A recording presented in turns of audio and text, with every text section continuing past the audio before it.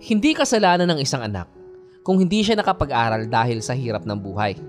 At hindi rin naman kasalanan ng magulang kung may anak na hindi nila na kayang pag-aralin dahil wala na silang kakayahan. Isang magsasaka ang magulang ni Tenorio, o Troy kung tawagin ng kanyang mga kapatid, at lumaki sila sa bukid. 4 silang magkakapatid at bunso si Troy, at solo din siyang lalaki. Ang kanyang mga ate ay nakatungtong ng high school dahil namasukan silang kasambahay sa bayan. Samantalang si Troy hindi na nakaalis sa bukid dahil walang katulong ang ama niya para mag-araro ng palayan nila at magpastol din ng mga hayop nila sa malayong bukid. Walang ibang aasahan kundi si Troy lamang. Tay, hindi na ako nakapag-aral. Sapat na ba ang grade 3 lamang? Hindi pa po ako marunong magbasa at nahihirapan po ako magsulat ng pangalan ko. Daing ni Troy sa ama niya. Anak, pasensya ka na. Wala na din tayong pagkukunan. Ang mga kapatid mo naman kaya namasukan para pangtustos nila sa kanilang pag-aaral. Ang kinikita natin dito, kasya lang pangkain natin. Pasensya ka na ha. Sagot naman ng ama ni Troy. Nalibang na nga si Troy sa araw-araw niyang buhay sa bukid. At dumaan na ang mga taon at umidad na siya. Nahiya na rin siyang pumasok sa paaralan dahil katandaan na siya sa grade 4 at nahihiya na siya sa mga tao. Hayain na kasi inay. Huwag niyo na kasing pilitin. Maedad na yan. Baka tuksohin lang yan ng mga kaklase niya. Saka binata naman na yan. Baka nga tumandaan ng binata yan at wala namang dalagang papatol dyan. Wika naman ng kapatid ni Troy. Basta huwag niyong pababayaan ang bunso natin. Kahit mawala na kami ng tatay niyo. Sambit pa ng inay ni Troy. Inay, lalaki yan at kaya na niya ang sarili niya. Huwag nga kayong OA. Mabubuhay yan dito sa bukid. Hayaan nyo na yan. Saad pa ng isa pang kapatid ni Troy. At wala na ngang nangyari sa buhay ni Troy. Namatay ang kanyang magulang at ang kanyang mga kapatid nagsipag-asawahan na. Naiwan siyang solo sa lumang bahay nila at nananatiling magsasaka. Mag-aani ng palay at nyog, yan ang senaryo ng buhay ni Troy buwan-buwan. At ang mapapagbentahan, laging kahati ang 3 niyang kapatid. Kumbaga, siya lang ang pagod pero sa hatian ng pera, laging patas at dapat walang bawas ang kapartida ng kanyang mga kapatid. Dapat naman Troy, hati-hati kayo sa gastos. Huwag mong suluhin ang lahat. Pinamimihasa mo ang iyong mga kapatid. Saad ng matandang maglulugad nila na kumpare ng kanyang ama. Tama ang itay Troy. Matagal mo na kaming maglulugad at kundi nga kami ang magkakwenta ng pera, ay naloko ka na sa hatian buwan-buwan. Wika pa ni Madel na anak ng pinakamatanda na nilang maglulugad at kababata na rin. Kaya naman lumakas ang loob ni Troy mula noon. Pinababasa muna at pinakukwenta niya kay Madel ang lahat bago dalhin sa kanyang ate. Ate, bibili ako ng abono at ilang kagamitan sa paglulugad, kaya mababawasan ang ating paghahatian sa susunod na buwan ha, ani ni Troy. Nagsasabi na ako agad para alam nyo, kailangan na natin at puro luma na ang dating ginagamit ng itay noon pa man. Dagdag pa nito. Ay, bahala ka sa buhay mo. Pera mo ang ibili mo, basta ang amin ay buo na ibibigay mo. Wala kaming pakialam sa kagamitan mo. Binata ka, kami pamilyado. Sagot ng ate niya. Ay, kung ganyan, ay ang mga asawa nyo ay tumulong sana man lang sa pag-aani ng palay. Ako na nga ang naupa sa mga tao ah. Ako pa rin ba naman ang dapat bumili ng mga kagamitan? Parang mali naman yata yun. Pangangatuwiran ni Troy sa ate niya. Bobo ka kasi, wala kang utak. Ganid pa. Hindi ka marunong mag-isip. Pamilyado kami. Ikaw matandang binata. Saka pa ganyan, uusapin ko ang 2 pa nating kapatid. Hatiin na natin ang lupa. Mukhang uutakan mo pa kami ah. Umayos ka Troy. Nag-usap-usap na nga ang 3 magkakapatid at hindi man lang pinag-alam si Troy. At nalaman na lang ni Troy may nagsusukat na ng lupa nila at may mga kinausap ng tao ang panganay niyang kapatid.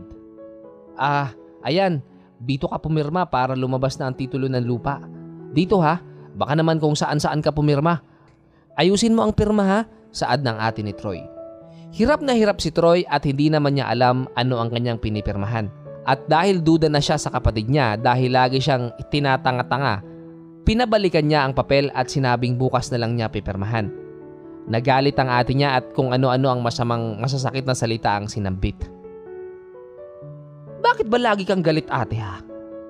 Hindi ka ba naawa sa akin? Lagi mo akong sinasabihang tanga at bobo. Bakit kung nag-aral ako sa bayan at iniwan ko kayo dito, palagay nyo may makukuha kayong pera sa bukid na ito? Basta bukas mo balikan at madumi ang kamay ko. At huwag kang laging sigaw ng sigaw. Mangmang man ako, hindi ako ganid. Sigaw ni Troy na galit na rin sa asal ng ate niya. Galit na umalis ang kanyang ate at naiwan ang mga papel. At agad naman niyang itinakbo ang mga papel sa bahay ni Madel. Malayo man sa kanila ang bahay, pinilit ni Troy na dalhin ng palihim. Duda kasi siya sa mga papeles na dala ng ate niya. Nako, bakit ganun? Ang sa 3 mong kapatid ay pantay ang sukat. 3,000 metro kwadrado kada isa. Samantalang ikaw ay 2,000 metro kwadrado lamang. Nako Troy, mali yan, inuutakan ka. At ayon dito sa plano, nasa unahan sila at ikaw doon sa ating sinasakang lupa sa tabi ng ilog. Saad pa ni Madel. Kaya pala masama ang aking pakiramdam at kaya minamadali nila akong pumirma. Salamat Madel ha.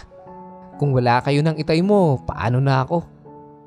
Buti ka pa nakatapos ka ng grade 6 kaya marunong ka nang magbasa. At ako, hirapan talaga. Salamat ha. Hindi ko ito pipirmahan at okay lang naman kung sa tabi ako ng ilog basta tama ang sukat. Wika ni Troy. Ibinilin ka ng itay mo sa tatay ko kaya basta magsadya ka lang dito at tutulungan kita. Dagdag pa ni Madel. Kinabukasan, maagang bumalik ang ate niya at kinuha ang mga papel ng lupa. Bakit wala kang pirma? Alam mo nakakaabala ka na. Ang dami mong arteng bobo mo talaga. Di bali ng bobo, ang mahalaga hindi ako ganid. Ikaw ate, bakit ganyan ang trato mo sa akin? Kundi dahil sa akin wala kayong kakabiging pera buwan-buwan. May libre pa kayong palay. Bakit kailangan mo akong lokohin? Pantay ang sukat at dami ng inyong mana habang ako kakarampot at doon pa sa dulo sa tabi ng ilog. Anong klase kayong kapatid ha? Sigaw ni Troy. Punyeta, ang dami mong drama. Mukhang may napagtatanungan ka na ah. Buwisit ka talaga. Akin na yan, babaguhin na. Dami mong satsat. Umalis ang kanyang kapatid at walang nagawa. At dahil kay Madel, hindi siya nautakan ng kanyang mga kapatid. Kaya naman natagalan muli bago bumalik ang kanyang ate at nakailang buwan muli ito bago bumalik. At tama na nga ang nakalagay sa hatian. Pantay-pantay na sila. Muli niyang pinabasa kay Madel ang dalang papeles ng lupa. At sa hatian naman ng pera, ginawa ni Madel, kinuna ng ambag ang 3 kapatid ni Troy pambili ng bagong talim ng pang-araro ng lupa at abono ng palayan. Walang magawa ang 3 mag-ate ni Troy. Alam na nila na si Madel ang tagabasa nito at kilala nila ang ama ni Madel na kumpare ng tatay nila. Natagalan lumabas ang titulo. Nag-iipon raw di umano ang magkakapatid pambayad sa titulo ng lupa nila. At lumipas pa ang ilang taon. Nagkaibigan naman ang dalawa ni Madel at Troy at wala naman tutol ang ama ni Madel dahil parang anak na ang turing niya kay Troy. Hindi na dumalo ang mga kapatid ni Troy dahil alam nila may kakapitan na ang kanilang bunsong kapatid at hindi na nila ito mauutakan pa. Tigilan nyo na ang kapatid nyo, pamilyado na ito at wala na kayong pakialam kung magpapa-under man ito sa kanyang asawa. Labas na kayo doon. Matagal ding panahon na napakinabangan nyo si Troy. At tama na, maawa naman kayo sa kanya. May kanya-kanya na kayong buhay. Manahimik na kayo. Wika ng kapitan ng barangay. Huwag nyo pati maliitin ang anak ko. Mas malawak ang lupain ko sa inyo at subukan mo uling siraan sa tao ang anak ko. Kakasuhan kita sa bayan. Wika pa ng ama ni Madel. Natakot at nagtanim ng galit ang ate ni Troy at mula noon nanahimik ang mga ito. At nagkaanak si Troy at Madel ng isang lalaki at masayang masaya si Troy sa piling ni Madel. Anak, mag-aaral ka hanggang kolehiyo at magsisipag ha. Huwag kang kagaya sa akin, mangmang at niloloko dahil hindi ako marunong magbasa at magsulat. Sambit ni Troy. Pinagsanib ni Troy at tatay ni Madel ang kanilang lupain at pinagsikapan ng magbiyanan na palaguin ang palayan. At nagtagumpay naman ang mga ito at nakapag-aral na nga sa bayan ang anak ni Troy. Umupa sila ng bahay sa bayan at kasama ang inang si Madel habang nagtatapos ang anak nila. May marami laging parangal at nakakatapos na may mataas na titulong natatanggap.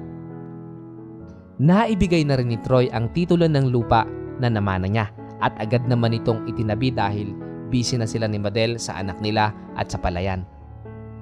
Nakatapos ng education ang anak nila at may mataas itong parangal na nakuha at masayang masaya ang mag-asawa. Nagpaalam na rin ang tatay ni Madel sa kanila dahil na rin sa katandaan at handa naman sila sa mangyayari. Nakapagpaalam naman ito sa mga anak niya, maging kay Troy at magaan nilang natanggap ang lahat. Maedad na rin ang mag-asawang Troy at Madel at hindi na kaya pang magtrabaho sa bukid. At hindi sila nag-aalala. May anak silang gagabay sa kanila at kasalukuyang na-take ito ng board exam at may planong magturo abroad. Itay, inay, basta dito lang kayo sa bahay ha. Huwag na kayong magpapagod. Ako naman ang bahala sa inyo at sa lahat. Saad ng anak nila. At nakalipad naman agad ito palabas ng bansa. Lahat ng apply ay tanggap dahil nakatapos itong cum laude. Thailand ang napili nitong bansa para magturo at napakalaki ng sahod. Ilang taon lang, napagawa agad nila ang kanilang bahay sa bukid. At ilang taon pa, nag-isip ng negosyo ang anak nila at isang resort ang naisip nito. At bago niya ipagawa ang resort, hinanap nito ang titulo at doon nalaman nila na fake ang titulong hawak nila. Dahil nagpetisyon ang ate ni Troy na kanya raw ang gagawing resort ng anak ni Troy. Ate, matatanda na tayo. Hanggang ngayon ba naman panloloko pa rin ang nasa utak mo? Hindi po papayag ang anak namin at hindi na po kami papayag na utakan nyo pa si Troy. Muli, kakasuhan po kayo ng anak namin. Pabalik na siya ng Pilipinas. Wika naman ni Madel. Iyabang nyo? Di sige, magkita na lang kami sa korte. Matapang na sagot ng ate ni Troy. Ayaw namang makialam ng dalawa pang kapatid ni Troy. Bahala na kayo dyan, labas na kaming dalawa. Ewan ba kay ate? Alam mo ba Troy, ang ugali niyan natanda, lalong nasama. Kaya bahala ka na. Wika ng dalawa pang kapatid ni Troy. Umuwi ng bansa ang anak ni Troy na galit at may kimkim na hinanakit sa kanyang tiyahin. Nagsampa agad siya ng kaso at dumaan sila sa legal na pamamaraan at dahil malakas ang laban ni Troy, natalo ang kanyang ate at nakapagbayad pa ng malaking halaga. Itay, inay, aalis na tayo dito. Ayaw ko ng ganitong buhay. Alam ko dito na kayo tumanda sa bukid. Pero itay, hindi na, tama na. Hanggat buhay ang tiya ay ganyan kayo. Ilalayo ko na po kayo sa kabayanan at ibebenta na natin ang bukid. Saad ng anak ni Troy. Naibenta nga ni na Madel ang bukid maging ang namana niya sa tatay niya. At isang simpleng subdivision sa bayan, doon sila nakabili ng lupa't bahay na may maliit na lote. Hinayaan ng anak ni Troy na magtanim ng ilang gulay ang mag-asawa habang nasa ibang bansa siya. At ang karma nga ay laging andyan at nakaabang sa kapatid ni Troy. At ilang taon pa nga ang lumipas, dinaanan ng National Highway ang bukirin na pag-aari ng ate ni Troy. At wala na silang laban sa gobyerno.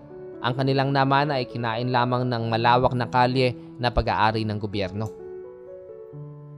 Isang maliit na lote lamang ang natira sa kapatid ni Troy at gipit na gipit pa ito. Kabi-kabila ay may malawak na highway at napakahirap tumawid. Lumuluha ang kapatid ni Troy at walang magawa at hindi naman ganun kasama ang asawa ni Madel. Nabili nila ang ilang lupain na pagmamay-ari ng mga kapatid ni Madel sa bukid at sa isang parte nito na nasa ligtas na lugar, inilipat nila ng bahay ang ate ni Troy at binigyan ng tamang titulo at patas na hati sa lupa. Ate, kita mo hindi ako nagtanim ng galit sa'yo.